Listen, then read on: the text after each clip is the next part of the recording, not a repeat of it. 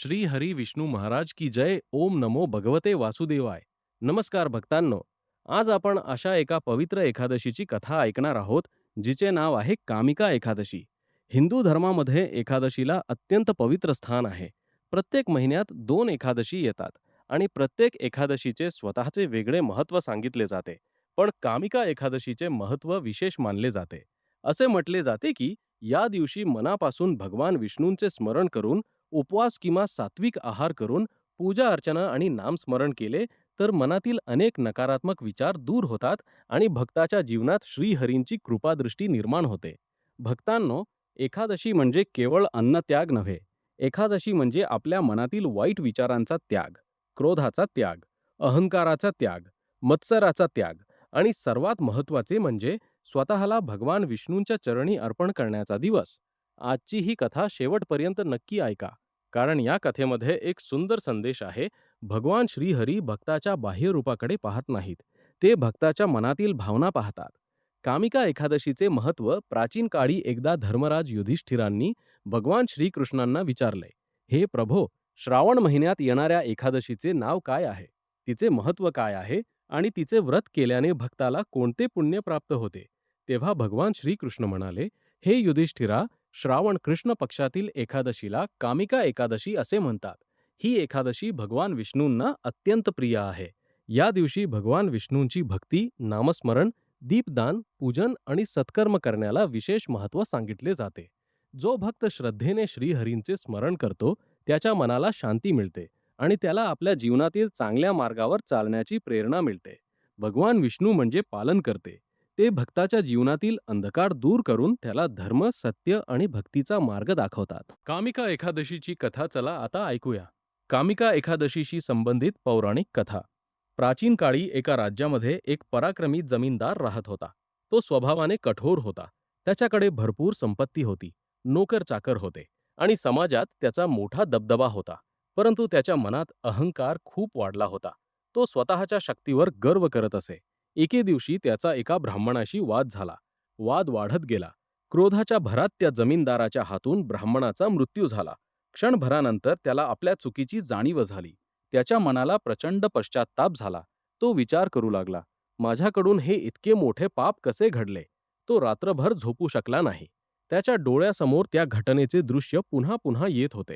त्याला आपल्या चुकीची शिक्षा मिळण्याची भीती वाटू लागली. पण त्याहून मोठी भीती होती, आपण केलेल्या पापातून मुक्त कसे व्हायचे. दुसऱ्या दिवशी तो एका ज्ञानी ऋषींकडे गेला. त्याने ऋषींच्या चरणी बसून आपली संपूर्ण घटना सांगितली. तो म्हणाला, माझ्याकडून मोठे पाप घडले आहे. माझे मन शांत नाही. मला पश्चात्ताप होत आहे. मी काय करू? ऋषींनी त्याच्याकडे शांतपणे पाहिले. ते म्हणाले, पश्चात्ताप ही चांगली गोष्ट आहे, पण केवळ पश्चात्ताप करून चालणार नाही. तुला आपल्या चुकीची जाणीव ठेवून पुढे सत्कर्म करावे लागेल. मग ऋषींनी त्याला कामिका एकादशीचे व्रत करण्याचा मार्ग सांगितला. ते म्हणाले, श्रावण कृष्ण पक्षातील कामिका एकादशीच्या दिवशी भगवान विष्णूंची श्रद्धेने पूजा कर. श्रीहरींचे नामस्मरण कर. शक्य असल्यास उपवास कर किंवा सात्विक आहार घे. कोणत्याही जीवाला त्रास देऊ नकोस. मन, वाणी आणि कर्म शुद्ध ठेव. जमीनदाराने ऋषींचे शब्द मनापासून स्वीकारले. भक्तीची सुरुवात कामिका एकादशीचा दिवस आला. पहाटेच तो उठला, स्नान केले, स्वच्छ वस्त्र परिधान केले. घरातील भगवान विष्णूंच्या मूर्तीसमोर त्याने दिवा लावला. त्याने हात जोडले आणि म्हणाला, हे श्रीहरी, माझ्याकडून मोठी चूक झाली आहे. माझ्या चुकीचे मला दुःख आहे. मला योग्य मार्ग दाखवा. माझ्या मनातील अहंकार दूर करा. तो दिवसभर श्रीहरींचे नामस्मरण करू लागला. ओम नमो भगवते वासुदेवाय, ओम नमो भगवते वासुदेवाय असे म्हणत तो भगवान विष्णूंच्या चरणी स्वतःला अर्पण करू लागला. त्या दिवशी त्याने गरिबांना अन्नदान केले, गायींना चारा दिला, गरजू लोकांना मदत केली आणि सर्वात महत्त्वाचे म्हणजे त्याने आपल्या मनातील अहंकार सोडण्याचा संकल्प केला. रात्र झाली. त्याने भगवान विष्णूंच्या समोर दिवा लावला आणि प्रार्थना केली. त्या रात्री त्याला एक अद्भुत स्वप्न पडले. त्याला भगवान विष्णूंचे दर्शन झाले.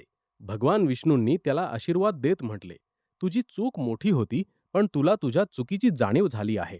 खरा पश्चात्ताप मनुष्याला बदलण्याची शक्ती देतो. आता पुढील जीवनात धर्माच्या मार्गावर चाल. कोणत्याही जीवाला त्रास देऊ नकोस. गरजूंची सेवा कर. अहंकार सोड आणि माझे नामस्मरण कर. इतके बोलून भगवान विष्णू अंतर्धान पावले. जमीनदाराची झोप उघडली. त्याच्या डोळ्यांत अश्रू होते. पण यावेळी ते दुःखाचे नव्हते, ते होते शांततेचे अश्रू. त्याने त्या दिवसापासून आपले जीवन बदलण्याचा निर्णय घेतला.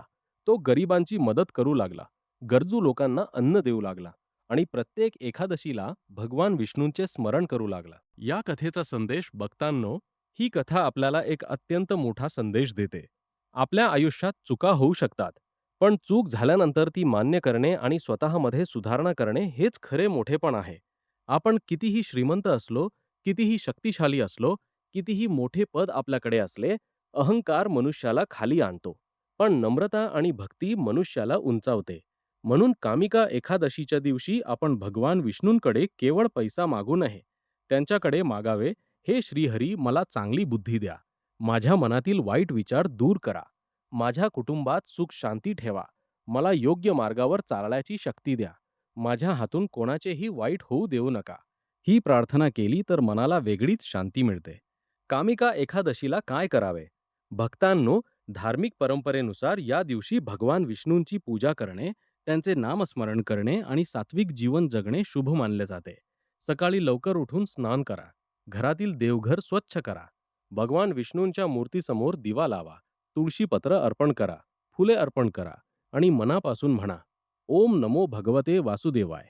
ज्यांना उपवास करणे शक्य आहे त्यांनी आपल्या आरोग्याची आणि परिस्थितीची काळजी घेऊन व्रत करावे. उपवास म्हणजे शरीराला त्रास देणे नाही. उपवासाचा खरा अर्थ आहे मनाला वाईट गोष्टींपासून दूर ठेवणे. दिवसभर खोटे बोलू नये, कोणाची निंदा करू नये, कोणावर राग काढू नये, गरजू व्यक्तीला शक्य ती मदत करावी आणि श्रीहरींचे नामस्मरण करावे. तुळशीचे महत्त्व. भगवान विष्णूंच्या पूजेमध्ये तुळशीला विशेष स्थान आहे. तुळशीचे एक पानही श्रद्धेने अर्पण केले तर भक्तीची भावना व्यक्त होते. पण भक्तांनो, लक्षात ठेवा, भगवानाला मोठ्या नैवेद्यापेक्षा मोठी भक्ती प्रिय आहे. एखाद्या गरीब भक्ताकडे फक्त पाण्याचा एक छोटासा तांब्या असेल, पण त्याच्या मनात खरी श्रद्धा असेल, तर ती श्रद्धा भगवान विष्णूंसाठी अत्यंत मौल्यवान आहे. म्हणून देवाला दाखवण्यासाठी भक्ती करू नका, देवासाठी भक्ती करा. दीपदान आणि नामस्मरण. कामिका एकादशीच्या दिवशी संध्याकाळी भगवान विष्णूंसमोर दिवा लावणे आणि नामस्मरण करणे भक्तीचा सुंदर मार्ग आहे. एक छोटासा दिवा अंधार दूर करतो, त्याचप्रमाणे भक्तीचा छोटासा प्रकाश आपल्या मनातील नकारात्मकता दूर करू शकतो. आपण काही मिनिटे शांत बसूया, डोळे बंद करूया, मनात भगवान विष्णूंचे सुंदर रूप आठवूया आणि हळूहळू म्हणूया, ओम नमो भगवते वासुदेवाय, ओम नमो भगवते वासुदेवाय, ओम नमो भगवते वासुदेवाय. मनातला ताण कमी होऊ द्या, मनातील चिंता श्रीहरींच्या चरणी सोपवूया. कारण जेव्हा मनुष्य म्हणतो, हे देवा आता सर्व काही तुमच्यावर सोपवले, तेव्हा मनाला एक वेगळीच शांतता मिळते. कामिका एकादशीची खरी शिकवण. भक्तांनो, कामिका एकादशी आपल्याला फक्त उपवास शिकवत नाही, ती आपल्याला संयम शिकवते, ती आपल्याला क्षमा शिकवते, ती आपल्याला नम्रता शिकवते, ती आपल्याला सेवा शिकवते आणि सर्वात महत्त्वाचे म्हणजे देवावर विश्वास ठेवायला शिकवते. कधीकधी आपल्या आयुष्यात संकटे येतात, पैशांची अडचण येते, कुटुंबात समस्या येतात, मनाला दुःख होते, आपले जवळचे लोक आपल्यापासून दूर जातात. कधी आपल्याला वाटते, देव माझे ऐकत का नाही? पण लक्षात ठेवा, देव शांत आहे म्हणजे देव दूर आहे असे नाही. कधीकधी उत्तर उशिरा मिळते, पण त्या काळात देव आपल्याला मजबूत बनवत असतो. म्हणून संकटाच्या काळात देवाला सोडू नका, उलट देवाला अधिक जवळ करा. शेवटची प्रार्थना. चला भक्तांनो, आज कामिका एकादशीच्या पवित्र दिवशी आपण सर्वजण भगवान विष्णूंच्या चरणी एक छोटीशी प्रार्थना करूया. हे श्री हरी विष्णू महाराज, आमच्या मनातील वाईट विचार दूर करा, आमच्या कुटुंबावर तुमची कृपादृष्टी राहू द्या. ज्यांच्या घरात दुःख आहे त्यांच्या घरात सुख शांती येऊ द्या. ज्यांच्या मनात चिंता आहे त्यांना धैर्य द्या. ज्यांना आर्थिक अडचणी आहेत त्यांना योग्य मार्ग मिळू द्या. ज्यांच्या घरात आजारपण आहे त्यांना उपचार आणि शक्ती मिळू द्या. ज्यांचे नातेवाईक त्यांच्यापासून दूर गेले आहेत त्यांच्या नात्यांमध्ये प्रेम निर्माण होऊ द्या आणि सर्व भक्तांच्या जीवनात सद्बुद्धी, शांती आणि भक्ती राहू द्या. हे श्री हरी, आमच्या हातून कोणाचेही वाईट होऊ देऊ नका, आमच्या मनात अहंकार येऊ देऊ नका. आम्हाला सत्याच्या मार्गावर चालण्याची शक्ती द्या आणि शेवटच्या क्षणापर्यंत तुमचे नामस्मरण करण्याचे भाग्य द्या. ओम नमो भगवते वासुदेवाय, ओम नमो भगवते वासुदेवाय, ओम नमो भगवते वासुदेवाय.